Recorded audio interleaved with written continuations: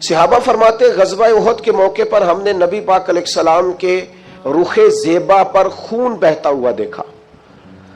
کفار نے سنگ باری کی، تکلیف دی حضور کو، مقدس رخساروں پر خون بہا. ہم نے عرض کی یا رسول اللہ دعا کرے نا یہ برباد ہو جائے. نبی پاک علیہ السلام نے فرمایا مجھے لان تان کرنے والا نہیں بنا کے بھیجا گیا، مجھے رحمت بنا کے بھیجا گیا. اور نبی کریم نے دعا فرمائی یا اللہ انہیں ہدایت عطا فرما.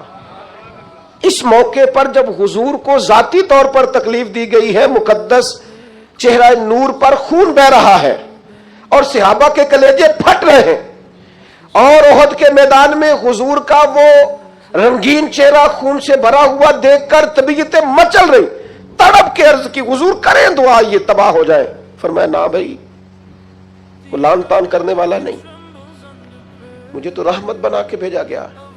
لیکن میرے عزیزو، غزوہ خندق کے موقع پر جب دشمنوں سے دفاع کرتے وقت نماز عصر مسلمانوں کی قضا ہوئی تو حضور نے ہاتھ اٹھا کے عرض کیا، کہا اے اللہ ان کے پیٹ آگ سے بھر دے جنہوں نے ہماری نماز عصر لیٹ کی، ہماری نماز لیٹ کر دی، صلاۃ وسطیٰ لیٹ کر دی.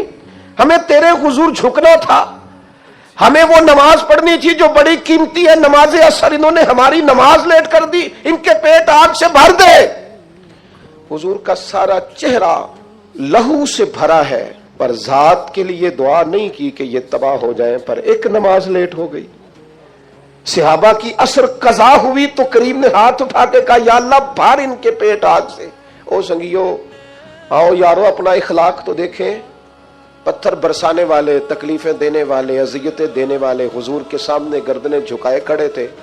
بتاؤ بھائی تمہارے ساتھ کیا سلوک کروں، فتح مکہ کے دن اعلان ہو رہا ہے. انہوں نے پتہ کیا کہا؟ انہوں نے میرے محبوب کے عظمتوں والے باب کا ذکر چھیڑ دیا.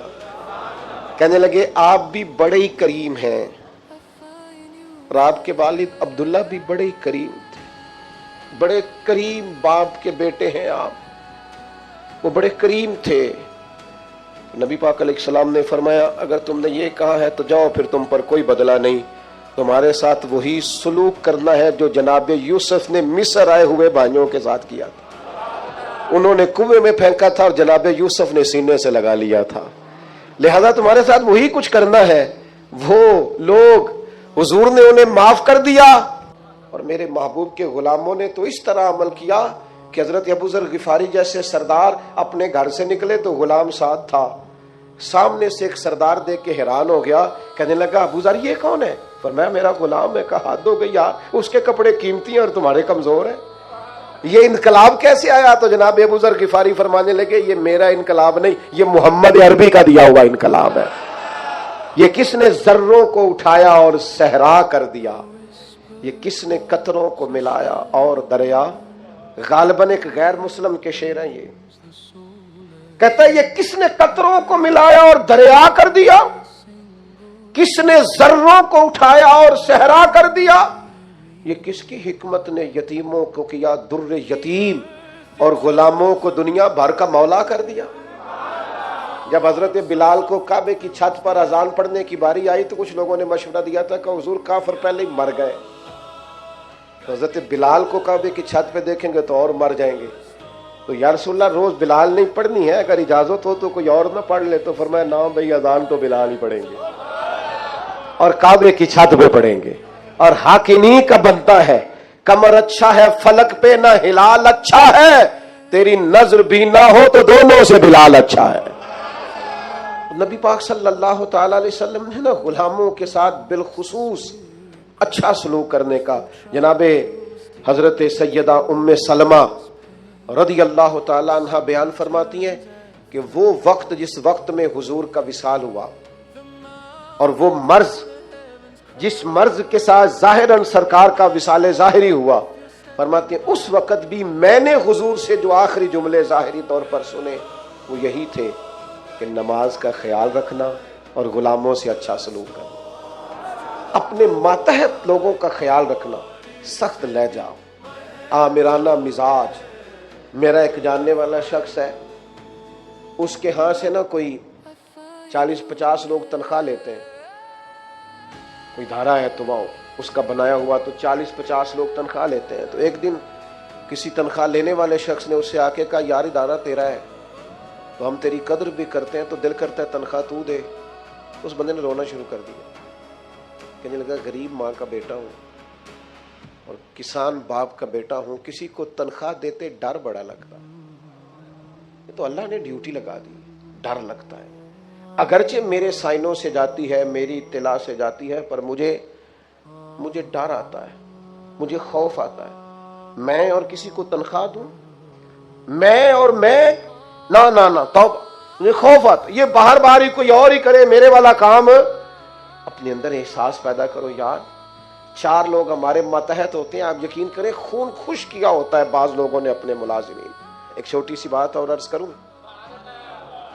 عورت بیچاری کی عقل ناقص ہوتی ہے. عورتوں سے اچھا سلوک, اپنی گھر والی کے بارے میں رویہ نرم, مقابلے کی فضا نہ پیدا کریں اپنے گھر میں. نبی پاک علیہ السلام نے ناز برداری فرمائی ہے ازواج مطہرات کی. حضور کا سلوک کریمانہ رہا ہے, محبوب کی شفقت رہی, سخت ترین لہجہ اور رعونت والا مزاج اپنی گھر والی کے حق میں. یہ بھی انداز نبی پاک علیہ السلام کا دیا ہوا نہیں ہے. حضور نے فرمایا تم میں سے سب سے بہتر وہ ہے جو اپنے گھر والوں کے لیے بہتر ہے, اور فرمایا میں تم سب سے بڑھ کر اپنے گھر والوں کے لیے بہتر. دوستوں کے ساتھ خوش گپیاں اور دیر تک خوشگوار موڈ, اور گھر جاتے ہی لہجہ ترش, اور جناب آپ بابا میں تھکا ہوا آیا ہوں, میرے پاس ٹائم نہیں ہے زیادہ باتیں سننے کا. یہ حضور کا دیا ہوا اخلاق نہیں ہے. وہ تو لباس ہے مرد عورت کا اور عورت مرد کا. ایک تیسری بات اپنے ذہن میں اور ضرور آج ہم نے بٹھا کے جانی ہے, وہ یہ ہے کہ نبی پاک صلی اللہ تعالی علیہ وسلم کا نا مزاج مربت والا ہے, مدارات والا ہے. آج کچھ لوگوں کو شوق ہو گیا ہے, وہ کہتے ہیں جی میں جی بات سچی کرتا ہوں جی, میں بندہ ذرا کھرا ہوں جی لہذا لوگوں کو پسند نہیں. یہ آپ کی ذاتی کی ہوئی تشریح ہے. کھرا بندہ لوگوں کو بڑا پسند ہوتا ہے, آپ کھرے ہوں گے پر آپ کا رویہ کھرے لوگوں والا. کچھ لوگ کہتے ہیں جی میں جی بات سچی کرتا ہوں لہذا کڑوا ہوں. او بھائی کائنات میں سب سے زیادہ سچے مدینے والے محبوب ہیں, لیکن حضور کا لہجہ تو شہر سے بھی زیادہ میٹھا ہے. یہ کیا بات ہوئی, یہ آپ جھوٹ بول رہے ہیں کہ میں سچا ہوں تو کڑوا ہوں. سچائی تو میٹھی ہوتی ہے, سچائی تو حسین ہوتی. آپ کا انداز کڑوا کسیلا ہے. میں جی سچ آپ اصل میں سچ بولتے ہیں دوسروں کے بارے میں, 2-4 سچ اپنے بارے میں بھی بولیں اور بول کر کہیں کہ یہ میرے اندر کمیاں ہیں. بولیں سچ. دوسروں کی غلطیوں کا تو شک ہوتا ہے نا, اپنا تو بندے کو پاک ہوتا ہے نا کہ یہ میرے اندر ہے. اپنی چھپائے پھرتے ہو, اپنیوں پہ پردے ڈالے ہوئے ہو, اپنے اوپر ملمر میک اپ کیے ہوئے. 2-4 سچ اپنے بارے میں بولو نا, پتا چلے. تم نے تو جب بھی سچ بولا ہے دوسرے کے بارے میں بولا ہے. تو یہ ملوت مدارات, نبی پاک کے غلام بیدام تھے صحابہ. حضور کبھی کسی کا نام لے لیتے تو وہ سمجھتے کہ ہماری تو معراج ہو گئی ہے, اور حضور کسی کو نام لے کے بھی ڈانٹ دیتے تو وہ سعادت سمجھتے, قربان ہوتے. لیکن یہ میرے نبی پاک کی مروت کا انداز ہے, یہ حضور کی مدارات. کچھ لوگ کہتے ہیں جناب وہ آپ کے ڈھیلے ڈھالے ہونے سے حالات خراب ہوئے ہیں. او بھائی کیا کرے, لہجہ مروت والا ہے, کیا کرے انداز پیار والا ہے, کیا کرے. کوشش کرتے ہیں, ہمت پکڑتے ہیں, دل کرتا ہے کئی دفعہ 4 سختیاں میں نے بھی کرنی ہیں, پر وہ کیا کریں. کسی فقیر کے ہاں بیٹھنے والے ہیں, انہوں نے اندر سے وہ سارا انداز ہی سارا نکال دیا ہے.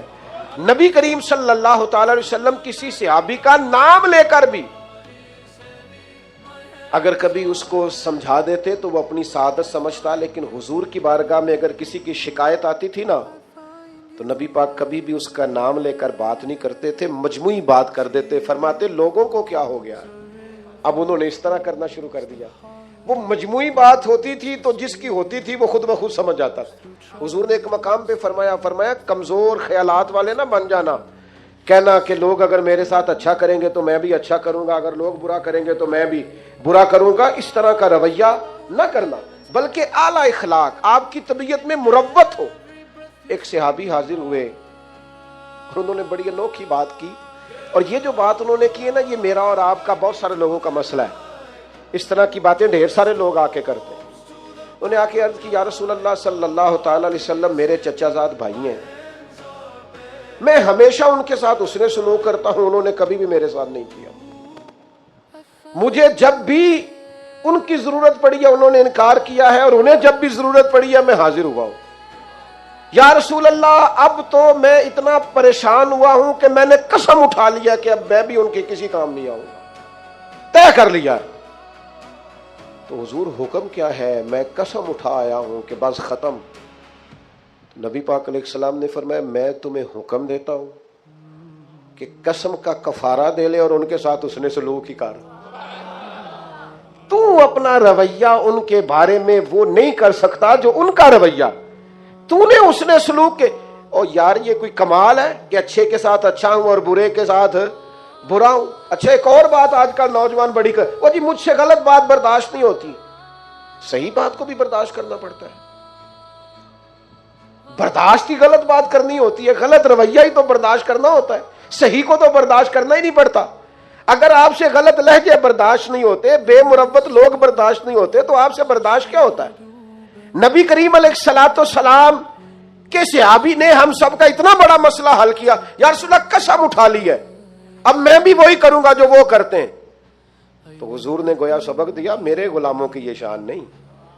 حضور علیہ الصلوۃ والسلام ارشاد فرمانے لگے، سن بھائی تو قسم کا کفارہ دے لیکن تو نے حسن سلوک ہی کرنا ہے. تو نے اپنا رویہ ان کے ساتھ کبھی بھی غلط نہیں کرنا، تو نے اپنا رویہ ہمیشہ ان کے ساتھ. ایک اور بندے نے آ کے عرض کی تھی، یا رسول اللہ صلی اللہ علیہ وسلم میرے رشتہ داروں کا سلوک میرے ساتھ بڑا ہی جاہلانہ ہے، میرا رویہ ان کے ساتھ اچھا ہے. ویسے میں اور آپ تھوڑا تجربہ کر لیں، وہ صحابی تو سچ بول رہے تھے بالکل. ہمارے ہاں ڈھیر سارے لوگ اس معاملے میں سچے بھی نہیں ہوتے. وہ کہہ رہے ہوتے ہیں میں رشتہ داروں سے بڑا اچھا ہوں، پر یہ تو دوسرے سے پوچھیں گے تو پتہ چلے گا. یہ تو سامنے والا اپنا رویہ بتائے گا تو پھر سمجھ آئے گی، ورنہ تو پنچایت میں ہر بندہ یہی کہہ رہا ہوتا ہے کہ سب سے زیادہ نیک میں ہی ہوں. آپ جس کی بات سنے وہ فل سچا ہوتا ہے. یہ تو دوسرا بھی اپنی بولی بولے گا تو پھر بات سمجھ میں آئے گی. لیکن صحابی نے عرض کیا، یا رسول اللہ صلی اللہ تعالی علیہ وسلم میں نیکی کرتا ہوں، وہ جہالت کرتے ہیں، بدتمیزی کرتے ہیں، زیادتی کرتے ہیں. یا رسول اللہ میں پیار کرتا ہوں، ان کی طرف سے ہمیشہ جفا ہوتی ہے. تو یہ مروت سکھائی ہے حضور کے اخلاق نے. میرے کریم محبوب فرمانے لگے، اگر واقعہ ہی ایسا ہے جیسا تو کہہ رہا ہے کہ وہ زیادتی کرتے ہیں تو نیکی کرتا ہے، تو کریم فرمانے لگے پھر تو انہیں راکھ چٹا رہا ہے. اور حضور فرمانے لگے جب تک تو ایسا کرتا رہے گا رب تیری مدد فرماتا رہے گا، اللہ تیرے لیے مددگار پیدا کرے گا. اپنی مروت کو کبھی نہ کچلیں.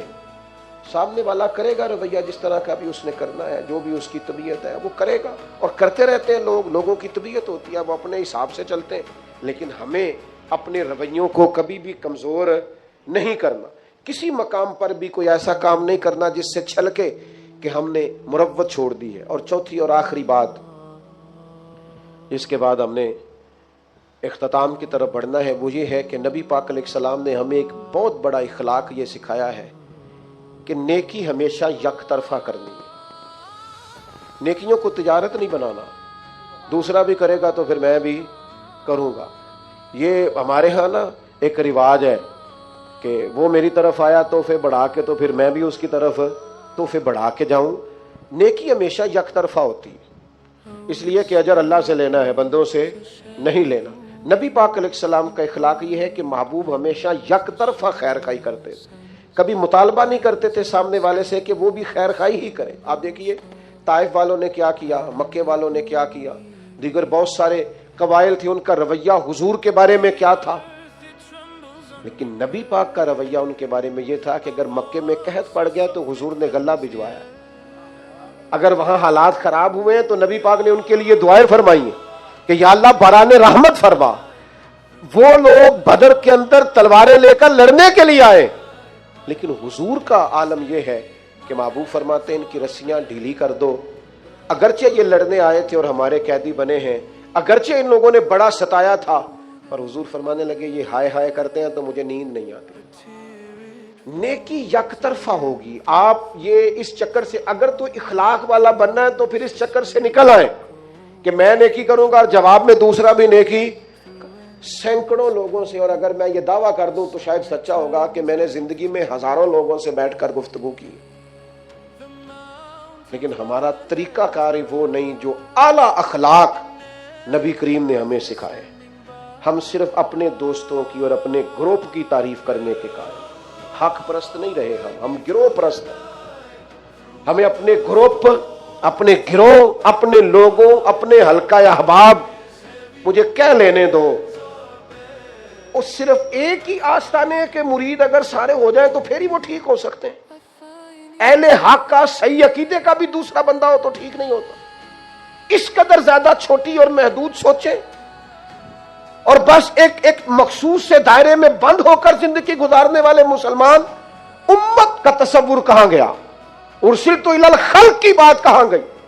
اس طرح کے کچے اور کمزور نظریات اور اس طرح کی پلپلی باتیں۔ میرے ایک دوست نے مجھے ایک دفعہ کہا، پیر بھائی نے کہنے لگے ہم کسی اور جگہ بھی جا سکتے ہیں۔ میں کہا پتر ایک نہیں تو 100 جگہ پہ جا، خیر مومن کی گمشدہ میراث ہے، جہاں سے ملے وہاں سے لے لو۔ ہاں ایک بات ضرور ہے، اس کو ضرور آپ ذہن کے اندر رکھیں کہ کسی مقابلے پہ نہ اتریں، کسی ایسے چکر میں نہ پڑے۔ وہ کسی بزرگ نے کسی سے کہا تھا پیر 2 بھی ہو سکتے ہیں، اس نے کہا نہیں، اس طرح کر یہ رویہ بنا لے کہ والد ایک ہوتا ہے، چچا 15 بھی ہو سکتے ہیں۔